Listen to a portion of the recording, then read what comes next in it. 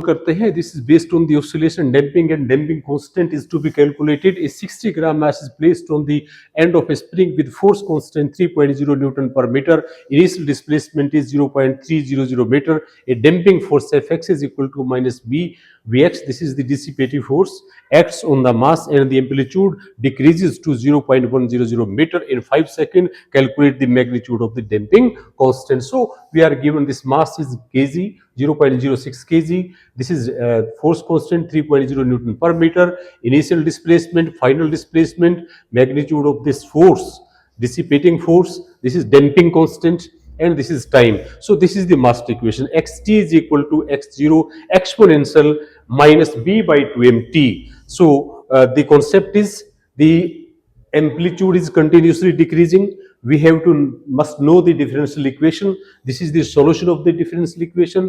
इस एक्सपोनेंशियल को हटाने के लिए हम यहाँ दोनों साइड का लॉगरिथम लेंगे, नेचुरल लिखेंगे हम log ऑफ ये xt upon x naught, इस टर्म को यहां लेके आएंगे, right. This xt upon x naught, then we will take the logarithm. ये एक्सपोनेंशियल टर्म हट जाएगी, माइनस bt by 2m आएगा. अब b को हम एक साइड में रखेंगे और बाकी टर्म्स वहां लेके जाएंगे.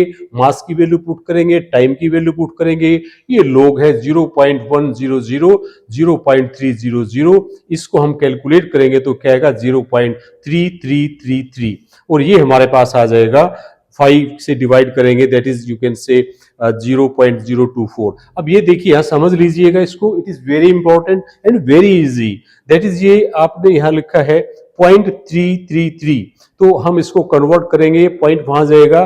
This is the anti log, इसका हम लेंगे, ये कैरेक्टरिस्टिक होगी, माइनस के ऊपर जाएगा. Then we will see the value of 0.33 in 3 column of the 3 and mean difference in 3. उसको ऐड करेंगे, उसको नोट करेंगे, ये वैल्यू हमारे पास आएगी माइनस की, और माइनस हमारे पास यहाँ है, सो इसको मल्टीप्लाई करेंगे हम.